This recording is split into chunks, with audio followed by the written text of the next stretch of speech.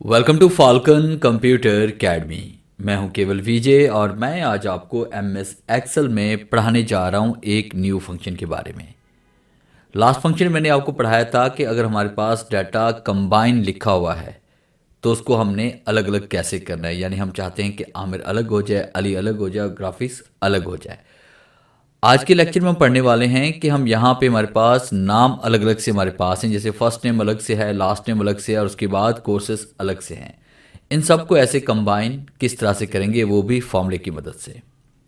Lecture start करने से पहले हमेशा की तरह यही कहूँगा कि अगर आज की इस वीडियो से कुछ आप सीख पाएँ, कुछ आप न्यू लर्न कर पाएँ तो इस वीडियो को लाइक ज़रूर कर दीजिएगा।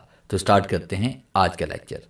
सबसे पहला काम आप लोगों ने क्या करना है कि यहाँ पे एक छोटा सा फंक्शन हम यूज़ करेंगे, इज इक्वल टू आप टाइप करेंगे और उसके बाद आपने यहाँ पे कॉनकेट आपने लिखना है।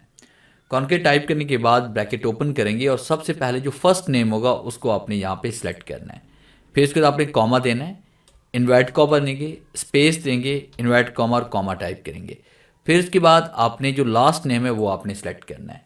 फिर उसके बाद आपने कॉमा देना है, invert comma, space, invert comma और कॉमा टाइप करना है।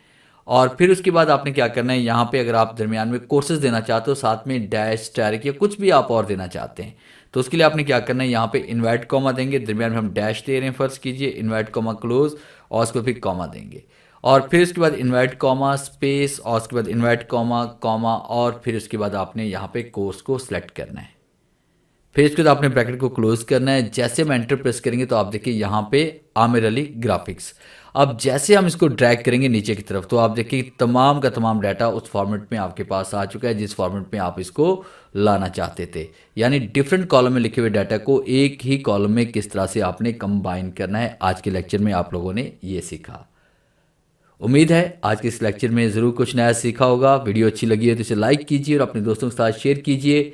मिलते हैं हम नेक्स्ट लेक्चर में, तब तक के लिए गुड बाय।